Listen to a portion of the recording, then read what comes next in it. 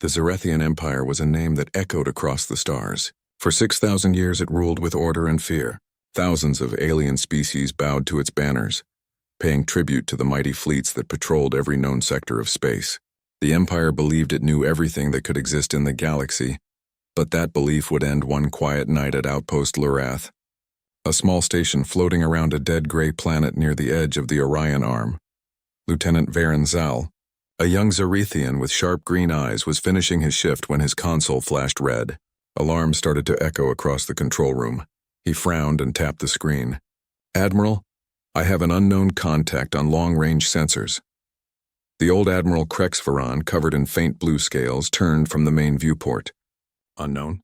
Pirates again, perhaps. Run the signature through the database." Varen quickly did as ordered. The results came back in seconds and froze him in place. "No match, sir. The energy signature does not exist in our system. It's not in any of the Imperial archives." The Admiral's long tail twitched, a rare sign of unease. "Impossible. We have the largest ship database in the galaxy." Varen looked up. "Then, sir, whatever that is, it's something completely new." The room fell silent except for the steady hum of the life support systems. On the holographic screen, a single dot blinked in the void. Then it moved. It didn't move like a normal ship. There was no sign of warp distortion, no engine trail, no heat bloom. It simply appeared hundreds of kilometers ahead in the blink of an eye, then disappeared again. The communications officer whispered, It's like it's phasing in and out." Admiral Voran leaned forward. "That's not possible. Even stealth drives can't do that." The mysterious craft came closer with each flicker, approaching the outpost with eerie precision. "Try to hail them," the Admiral ordered. The officer tried every known language, every code, but there was no response. Then suddenly all their systems flickered. Lights dimmed. Screens flashed static. For a moment, the entire outpost seemed to hold its breath. When the lights came back, a message appeared on every display. It wasn't in any known script, but the AI translator quickly worked it out. "We come in peace. Identify yourselves." The Admiral's brow furrowed. "They disable our systems and then speak of peace?" "Keep the shields raised." He pressed the comm switch. "This is Admiral Krexvoran of the Zarethian Empire. You have entered restricted space. Identify yourself immediately." There was silence for a few seconds. Then a calm, steady voice replied through the speakers, strangely smooth and confident. "This vessel is Spectre 1, Registry Terran Fleet Command." The words meant nothing to the crew. "Terran?" Varen repeated quietly. "I've never heard of that," the Admiral hissed softly. "There is no Terran nation in our records. Not in any quadrant. We mean no harm," the voice continued. "We are explorers from the Sol system. We did not intend to intrude." "Sol system," Voran muttered. "That's in the outer rim. Barely mapped space. They shouldn't have ships capable of interstellar travel." The voice spoke again. "We ask that you lower your weapons and allow us to depart safely." Varen exchanged glances with the crew. "Sir, they sound calm. Like they're not afraid of us." "Then they are either fools," the Admiral said, "or very, very powerful. They tried scanning the ship, but every attempt failed.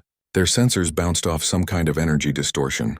The ship seemed to exist between dimensions, half visible, half unseen. When the Admiral ordered 3 interceptors to approach, all 3 ships vanished from radar. No explosion, no debris, just gone. The control room went silent again. "Contact lost?" Voran asked. Varen checked the readings twice. "Yes, sir.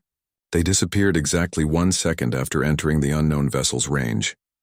The Admiral's voice dropped low. "Recover their last telemetry logs."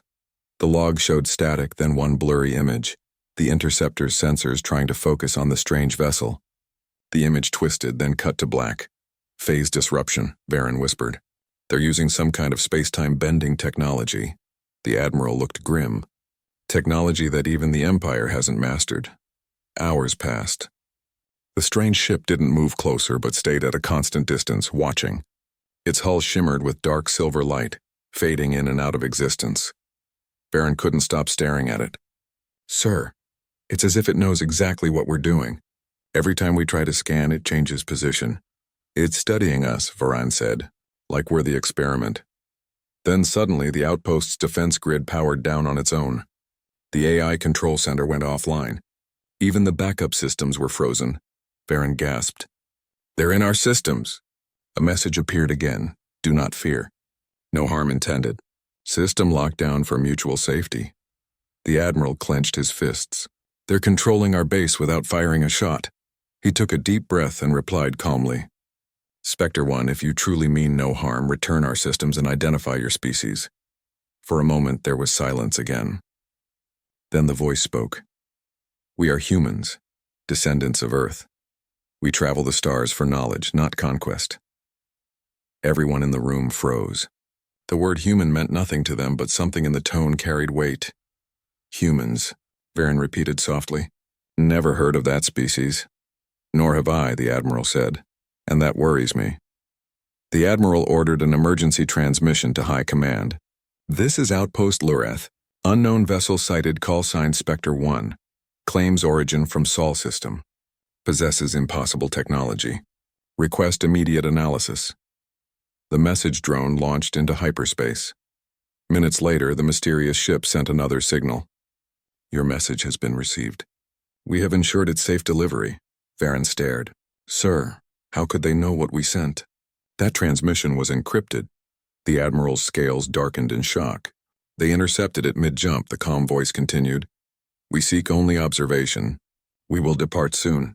Depart? Varen said aloud. Not without answers. He signaled his crew. Prepare all heavy weapon batteries. If they resist, fire to disable. But the moment he gave the order, every weapon display on the outpost went dark. Power levels dropped to 0. They disabled our weapons remotely, Varen cried. The voice returned, still calm. Your aggression protocols are unnecessary. We will leave now. Please do not follow. And just like that, the strange ship began to move. No engine flares. No hyperspace wake. It simply glided away, vanishing into the darkness of space like a shadow fading into the night. All attempts to track it failed. Sensors showed nothing. The ship was gone, like it had never existed. For a long moment, no one spoke. Then Admiral Voran finally said, Send a report to High Command. Mark it emergency priority. Varen nodded silently, still staring at the empty stars. Sir, he said quietly, what do you think they were? The Admiral turned slowly toward the viewport, his reflection faint in the glass. If that was an exploration ship, Lieutenant. He paused, his voice lowering. Then imagine what their battleships can do. But even as they prepared the report, strange things began to happen. Every digital copy of the event log started to vanish. Data fragments deleted themselves. The AI core reported no errors, yet all visual evidence of Spectre 1 disappeared completely. It was as if the encounter never happened. Varen looked at the blank screens. Sir, the data is gone. The system says no record of unknown contact. The Admiral stared at him coldly. Then remember what you saw, Lieutenant. Because one day, when the Empire meets them again, we may not be the ones watching. He looked out the viewport once more, his eyes reflecting the distant stars, and somewhere, far beyond the edge of the Empire's reach, a human ship known as Spectre 1 glided silently through the void, its engines humming softly as it vanished into the dark. Inside its hull, a quiet human voice spoke. First contact logged. Local species highly militarized. Recommend continued observation. Another voice replied. Acknowledged. Return to stealth pattern. Humanity remains unseen. The stars swallowed the vessel and the galaxy continued to turn, unaware that something ancient, curious, and very human had just stepped into its shadows. Weeks had passed since the strange ship, Spectre 1, had appeared above Outpost Lurath and vanished like mist. The Zarethian Empire had tried to erase the event, labeling it as a sensor malfunction. But the men and women who were there that night could not forget. Lieutenant Varen Zal still saw it in his dreams, the silver shadow in space that moved like light itself, the calm human voice that spoke with quiet power. Admiral Krex Voran had been reassigned to the capital world, Zareth Prime, to personally brief the Imperial Council. Every scientist, strategist, and intelligence officer wanted answers, yet there were none. The data logs were gone. The AI memory banks showed no trace of the event. Even the sensor arrays that once captured the encounter had mysteriously reset to factory settings. It was as if the Spectre 1 had reached into the Empire's systems and erased itself from history. But the memory lived in those who saw it, and High Command, wanted to know more, the Council. Chamber inside the great crystal dome of the Imperial Council. 1,000 delegates gathered. The air buzzed with tension. "Admiral Voran," said High Strategist Tarn Valor, his silver robes shimmering. "You claim a ship entered our space that defied all scans, destroyed no one, and then vanished?" "Yes, High Strategist," Voran replied calmly. "It disabled our systems without firing, erased our data, and moved faster than any drive I've ever seen. It identified itself as Spectre 1 from the Terran Fleet Command." A murmur rippled across the chamber. Counselor Rel Kor, known for his harsh tone, leaned forward. "Do you expect us to believe in ghost ships, Admiral?" Voran held his ground. "I do not expect belief, Counselor. I expect caution. Whatever they are real, and if they wished, they could have destroyed Outpost Lurath in seconds." Tarn Velor asked, "You said they claim to come from the Sol system. That is a dead sector near the galactic rim, yes?" "Yes," Voran said. "Barely charted. The few probes we've sent there never reported anything significant. Then we must go and see for ourselves," said Velor. "We cannot allow an unknown power to rise without our knowledge." The Council voted unanimously to dispatch a fleet. The mission: investigate the Sol system and locate the Terrans. The expedition begins a month later. The Imperial Exploration Fleet departed Zareth Prime. It was led by the dreadnought Vigilant Star, one of the largest ships in the Empire's arsenal. Its captain was none other than Varen Zal, recently promoted for his bravery and quick thinking during the Spectre encounter. Though honored, Varen felt uneasy. Something about chasing the unknown filled him with dread. Standing on the command deck, he stared at the star map. Admiral Voran once said, "If that ship was their explorer, imagine their warship," he murmured. His second officer, Lieutenant Kira Malin, heard him. "You really think these Terrans are dangerous?" Varen's eyes stayed fixed on the glowing stars. "Dangerous? Maybe. But I think there's something more. Something the galaxy isn't ready for." The fleet jumped into hyperspace, engines blazing blue light. Their destination: the Sol system. Arrival at the edge of Sol. After several long jumps, the fleet emerged in a quiet, unmarked region of space. No major civilizations, no known traffic, only silence and the faint light of distant suns. "Scan the sector," Varen ordered. "Reading multiple planets," said the sensor officer. "Central star classification, G-type yellow dwarf. Matching the data for Sol. We have arrived." They approached cautiously. Planets appeared one by one. Barren rocks, gas giants, and a small blue world near the middle.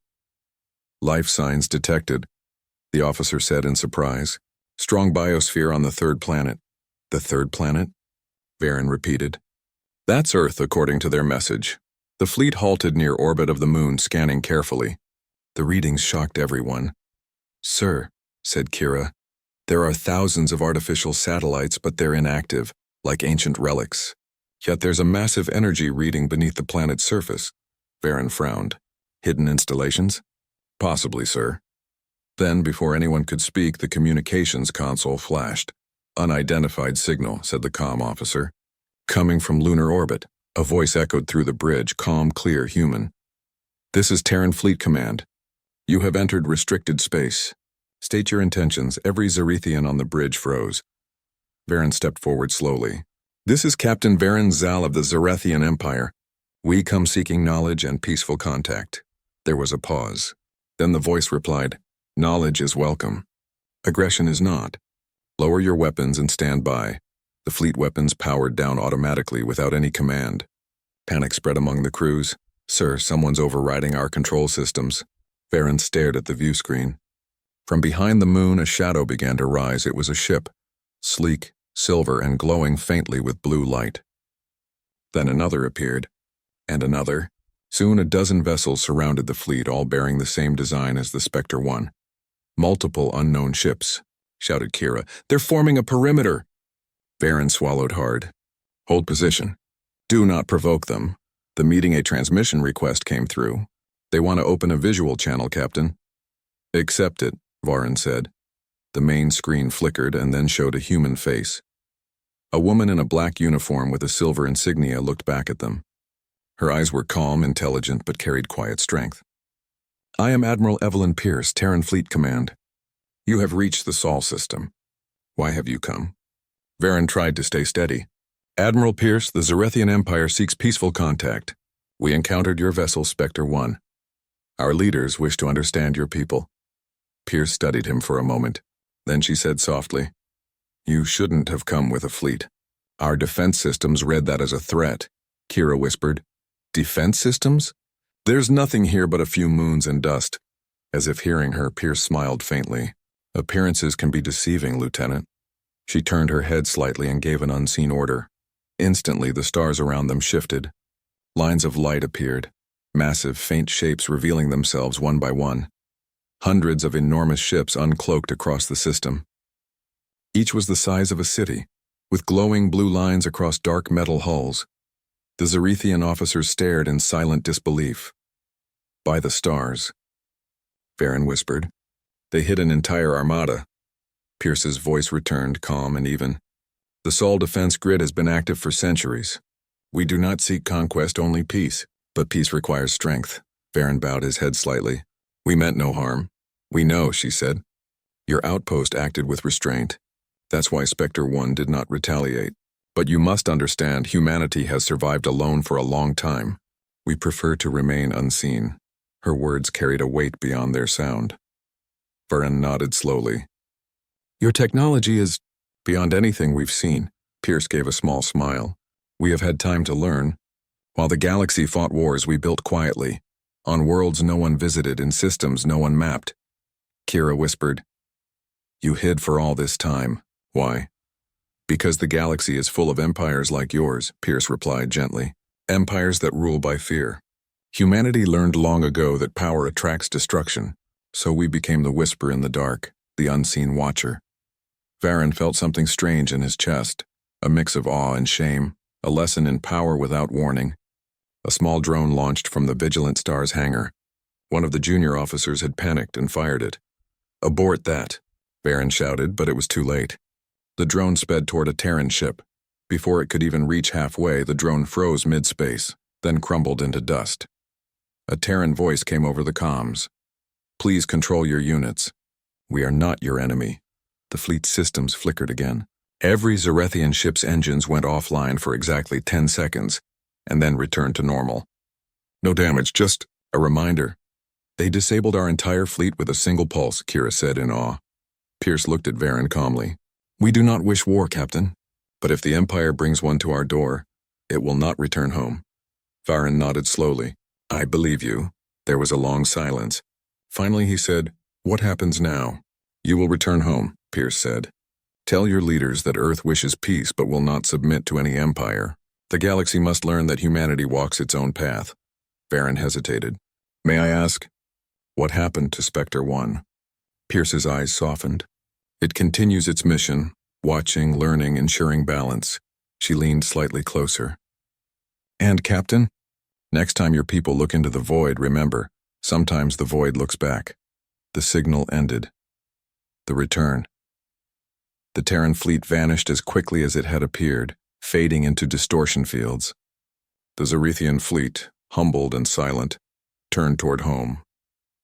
As they jumped into hyperspace, Varen looked at the fading blue planet one last time. They could have destroyed us, he whispered. But they didn't, Kira nodded. Maybe they're not ghosts, sir.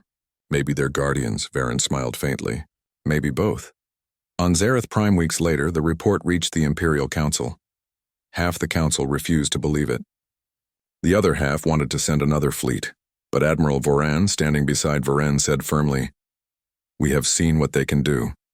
Fighting them would be the end of us. We should learn from them instead. For the first time in centuries, the mighty Zarethian Empire chose caution over pride. They quietly marked the Sol system as quarantined, do not enter. The story spread in whispers across the galaxy. A ghost fleet guards a small blue world at the edge of the stars. Epilogue inside, Captain E,